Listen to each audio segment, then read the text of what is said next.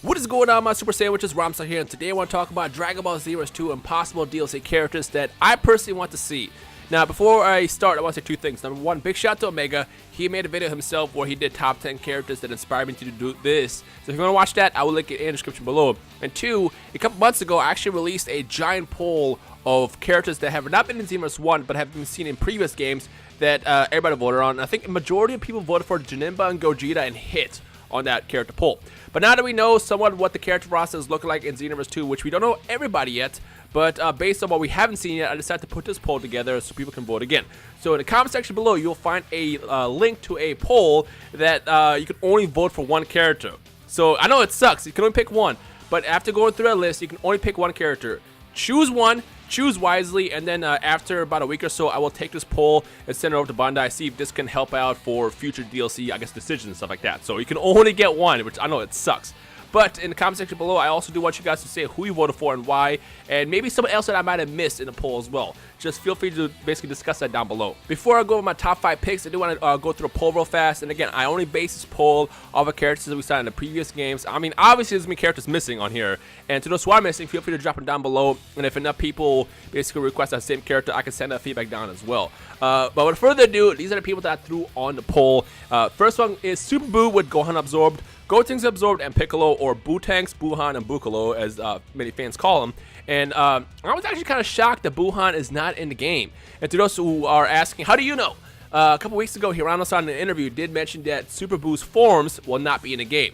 Super Buu will be in the game, like he was in Xenoverse 1, but Buhan, Bootanks, or Bukalo will not be in Xenoverse 2. He did, however, say that if enough fans request it, they'll consider it as DLC or something like a future release. So, again, with Xenoverse 2, let's see if Dimps is really serious about, listening to all the feedback. So it's important that we keep sending that feedback as much as possible. But yeah, I'll have to throw those three at the top of my list.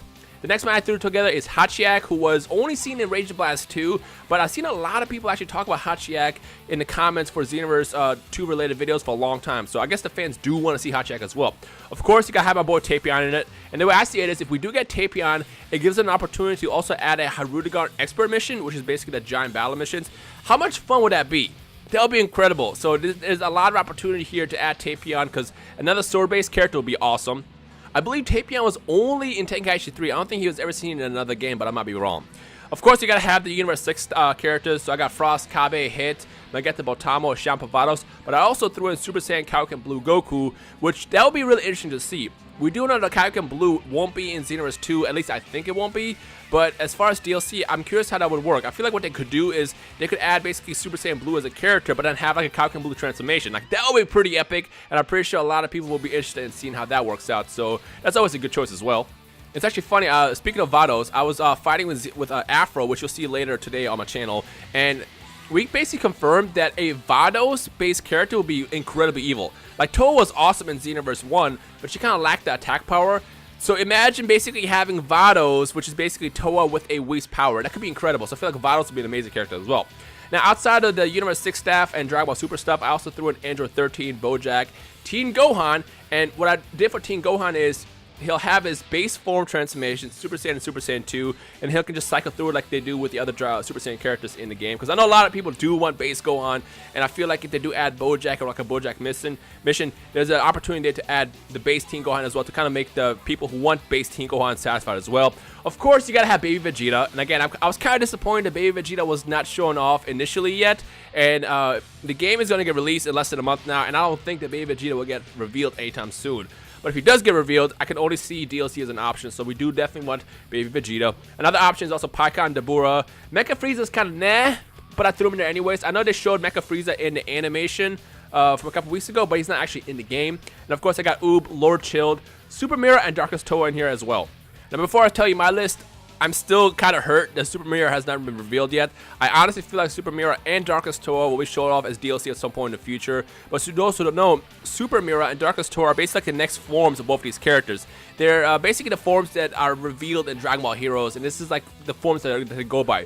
Super Mirror is basically like a Super Saiyan version of Mirror because he is created off of DNA of many warriors, including Saiyans. And then Darkest Toa is just basically Toa with a different outfit. And I feel like both of these characters would add so much to the game. But unfortunately, There's been no reveal yet, and I'm really hoping that they do show off Super Mirror and Darkness Toa like last second before the game gets released. But again, I don't really know. Again, the entire list I put together on this poll is based off characters that we've seen in the past, but not in Xenoverse 1, and that, you know, we've seen in other things like Dragon Ball Heroes as well as previous games. So that's where I kind of base this poll off. So again, before I start, go in the comments, or not comments, in the description, click that link, vote, pass it out to your friends, and I'll send that to Bandai in a couple weeks. But without further ado, let me talk about my top 5 picks. Starting at the top of my list at number 5, Baby Vegeta. Now, when Xenoverse 1 first came out and revealed that Great Baby Vegeta was going to be in the game, we all got excited. We're like, oh snap, that means we'll get playable Baby Vegeta as well. But then we didn't. And I'm still hurt about that. I'm not gonna lie.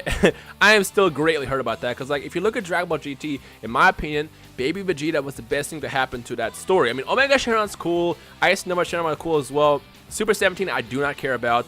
But the fact that we kind of skipped, or that they skipped over Baby Vegeta when they gave us those DLC characters in the last game, has always hurt me. And I feel like Baby Vegeta could be an awesome character in terms of just power and just fun to play. Like, he'd be incredible. With that said, if they do end up doing some kind of GT format-based DLC, I would not be opposed if they give us Baby Vegeta, whether it's just Baby Vegeta in like the final form, or have the previous forms where it's like Baby as well.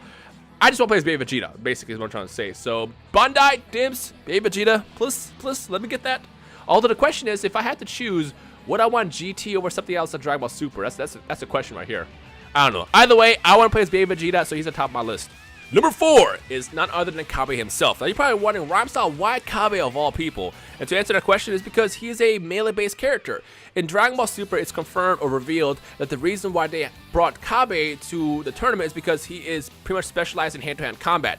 So to those who love their combos, like, Kabe could be like the best character for combos. Like, between using the kicks and punches, on top of that he's a Saiyan, so he can go Super Saiyan as well. Kabe could easily be one of the most funnest characters in Dragon Ball Xenoverse 2 if he's done right. That key phrase, if he's done right. If they give us Kabe and just basically have just like a generic Saiyan or something like that, it'd be kind of like, meh, whatever. But in a way, I feel like Kabe, here's a better way to describe it.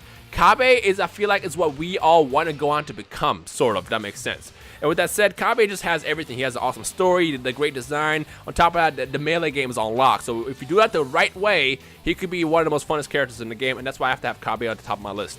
For my number 3 choice, I have Super Mirror. Now, before I talk about Super Mirror, again, I want to toss out the disclaimer that I still don't know whether or not this character is in this game. At the point of me recording this video, we had a huge character roster leak, but we have not seen Super Mirror himself yet. We did see a villainous Timebreaker Mirror, but we have not seen anything about Super Mirror, so he may or may not be in the game as of right now. But whether or not he's in the game or not, I still want to play as him. That's why he's on my list. Now, to kind of describe what Mirror is a warrior created by the DNA of many fighters across time, and he himself, in a way, can go Super Saiyan, which is what Super Mirror actually is. It's a transformation of Mirror's character. He looks absolutely evil, and based on how fun Mirror was, I feel like Super Mirror could be an incredibly fun character in Dragon Ball Xenoverse 2. So because of that, I have to toss him at the top of my list at the number 3 choice for Dragon Ball Xenoverse 2 of DLC that I want to see in the future. And honestly, if we don't even see him as DLC, I'll be greatly disappointed, because Super Mirror and Darkness Toa both are so popular in Japan. So the fact that they weren't already in the game, have been revealed a while ago, kind of has me questioning Dimps' choices. Like, how are you guys choosing which characters to go in the game? Because as I said, the fact that they added Dodoria and Zarbon to the game over someone like Bojack or Ender 13 is kind of like, what are you guys doing? But not including Super Mirror, I feel like it's a bigger slap in the face. So hopefully they'll correct that with DLC, but we'll see. I don't know. Either way, Super Mirror could be incredibly fun, and I hope that Dimps does give us Super Mirror at some point in the future. Number 2 on my list is Super Buuhan, or Super Buu with Gohan absorbed. Now, I feel like what Super Buuhan actually is what Majin Vegeta was in Xenoverse 1. Everybody wanted them, but for some reason, they didn't include Majin Vegeta in Xenoverse 1, and in Xenoverse 2, that is Buuhan right now. It's like, why is he not in the game? Now, I do assume that based on how the characters are decided who's going to be in the game in Japan is based on the popularity in Japan. So I don't know how popular Buuhan himself was in Japan. But I know outside of Japan, a lot of people love Buuhan's character. He's awesome. And mostly the reason why I want to see him in the game is because I feel like Super Buu was underutilized in Xenoverse 1. There was a lot of potential there. He's a really good character if you know how to use him, but I feel like they underutilized all the ways you can use him correctly. And if you add, Gohan to the equation as an absorbed form, You could add things like, you know, Super Ghost Kamikazes that shoot Kamehamehas. Imagine that. Like, you know how Xenoverse 1 you can shoot out a Super Ghost Kamikaze that chases your opponent and blows up? Imagine having that, but instead of blowing up, they fly up to you and shoot a Kamehameha, or they explode if you touch them. Like, there can be so many fun ways that you can make Buhan's character one of the most funnest characters to play. Next to Kabe, of course, because I already called Kabe a potential most funnest character, but you get the picture. Like, Buhan could be an incredible addition, and I do hope at some point he doesn't get added as a DLC, because he could just be incredible, and I know a lot of people out there want him. And my number one choice is none other than Hit himself, obviously, just because he's so awesome. In my opinion, Hit is the best character that we've seen in all Dragon Ball Super. He has a cool backstory, he has awesome powers. On top of that, the fight between him and Goku was incredible. So being able to relive that moment, number one, in form of a story mode would be incredible. And two, just getting Hit overall would be great, because like, he could be a lot of fun to play with, he could be pretty powerful, and on top of that, his super moves and ultimates, there's so much room to have a lot of fun with how those moves work. So if they add Hit the right way, again, it's really easy to make a character suck Dokkan Battle, because to those who don't know, Hit in Dokkan Battle is basically absolutely garbage. But hopefully they'll add a rebirth for him later and fix that character. But Hit in Xenoverse in like a fighting game setting could be so perfect, and if they do it right, he could be easily the best and most funnest characters. In fact, a fan favorite to a lot of people if he's done right. So Dimps, I know you're already probably working on Hit as we speak, because Dragon Ball Super Universe 6 stuff is probably top priority in terms of what DLC that people want to see. He's kind of a no-brainer to go with, but just in case, I do want to mention I really want to play his Hit, and he's on top of my list.